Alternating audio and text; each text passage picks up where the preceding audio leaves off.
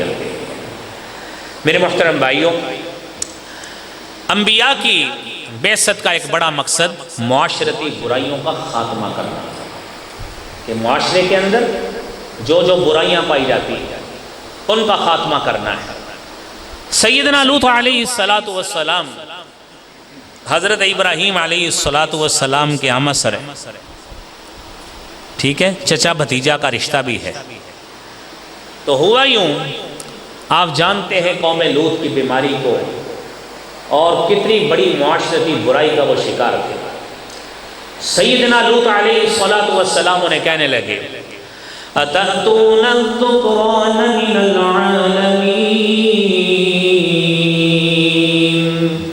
وَتَذَرُونَ مَا خَلَقَ لَكُمْ رَبُّكُمْ مِنْ أَزْوَاجِكُمْ بَلْ أَنْتُمْ قَوْمٌ عَادُونَ۔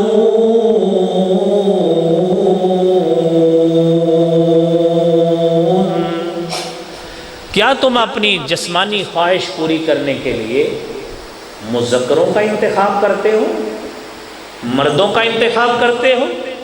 وَتَذَرُونَ مَا خَلَقَ لَكُمْ رَبُّكُمْ مِنْ أَزْوَاجِكُمْ، یہ اللہ کے نبی حضرت لوط ان سے مخاطب ہیں کہ تم لوگ اس ذریعے کو چھوڑتے ہو، اس راستے کو چھوڑتے ہو، مَا خَلَقَ لَكُمْ رَبُّكُمْ مِنْ أَزْوَاجِكُمْ، جو اللہ نے تمہاری ازواج کی صورت میں تمہارے لیے پیدا کیے، انہیں چھوڑ کر تم مردوں کے پاس آتے ہو۔ اور آپ اس قوم کی بدقسمتی کا اندازہ لگائیے، چاہیے تو یہ تھا کہ نبی کی بعثت کے مقصد کو سمجھتے، اور یہی ان انبیاء کی بعثت کا بھی مقصد تھا جناب حبیب کبریا محمد مصطفیٰ صلی اللہ علیہ وآلہ وسلم تک۔ یہی مقصد ہے، معاشرتی برائیوں کا خاتمہ کرنا۔ تو وہ قوم والے ہٹ درم، بدقسمت، ناخلف لوگ، وہ آگے سے کہنے لگے قَالُوا لَئِن لَّمْ تَنْتَهِ يَا لُوطُ لَتَكُونَنَّ مِنَ الْمُخْرَجِينَ،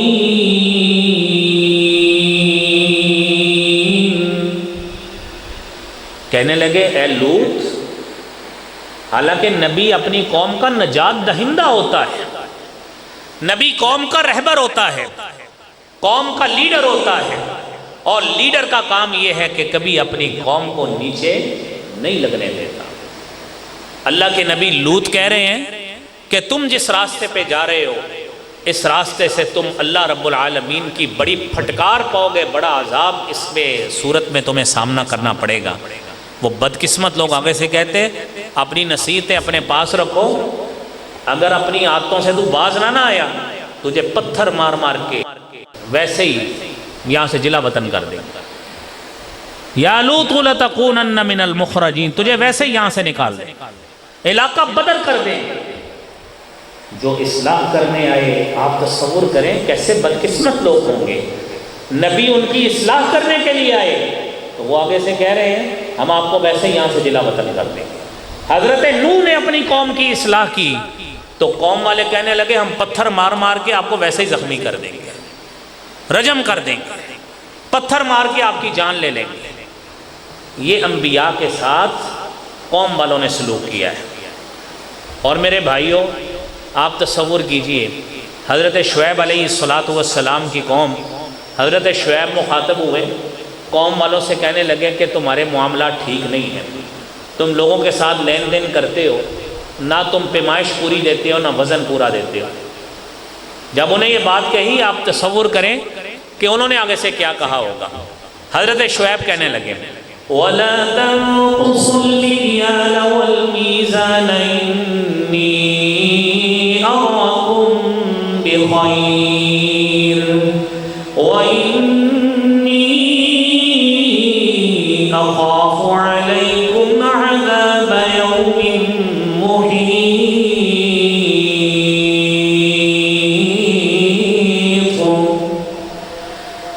میزان کو بھی پورا کرو، کمی نہ کرو، پیمائش میں بھی کمی نہ کرو۔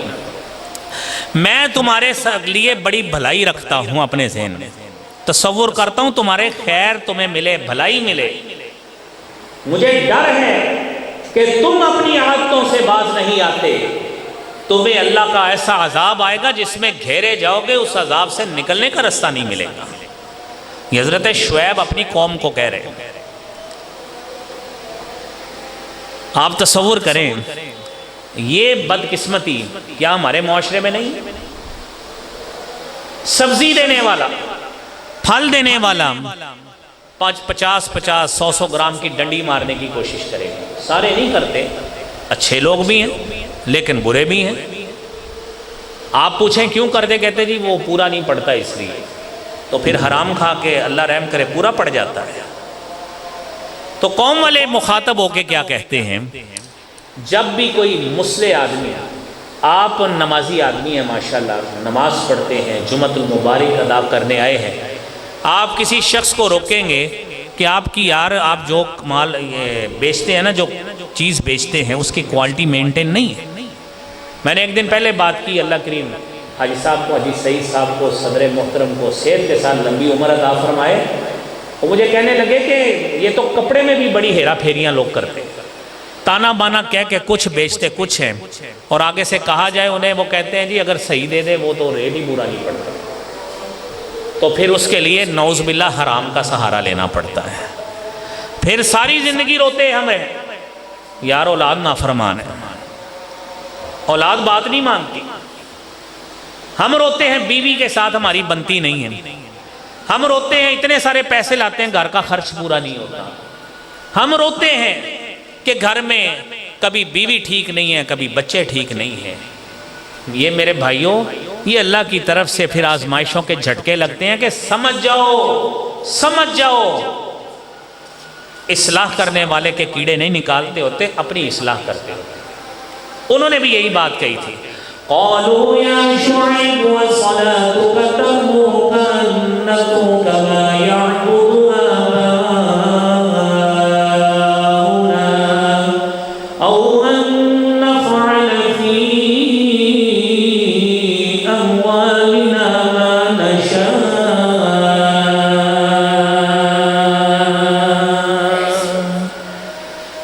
آج کوئی نیک آدمی کسی کو برائی سے روک کے اس کو کہتے حاجی صاحب اپنا کام کرو، جا کے مسجد جا کے نماز پڑھیا کرو۔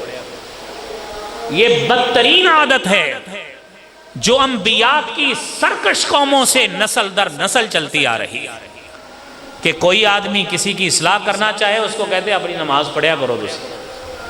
حضرت شعیب کو بھی یہی کہا، یا صلاتک تأمرک، کیا تیری نماز تجھے یہ حکم دیتی ہے، ان نترک ما یعبد آباؤنا، ہمارے تو بڑے یہی کچھ کرتے آئے ہیں، ہم کیسے چھوڑ دیں، کیا تیری نماز ہمیں یہ حکم دیتی ہے، او ان نفعل فی اموالنا ما نشاء، ہم جیسے چاہیں یہ مال بیچیں گے، تجھے ہمارے کام میں مداخلت کی اجازت نہیں ہے۔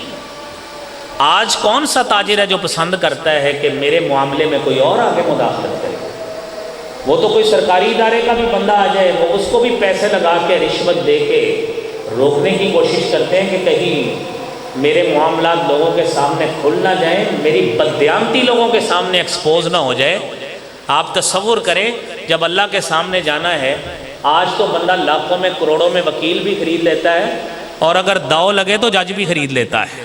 تو جہاں پہ اللہ کے سامنے جانا ہے وہاں پہ تو لیس بینہ و بین اللہ ترجمان، وہاں پہ تو درمیان میں کوئی ترجمان بھی نہیں ہونا، ڈائریکٹ جواب دینا ہے، وہاں پہ جا کے کیا جواب دیں گے؟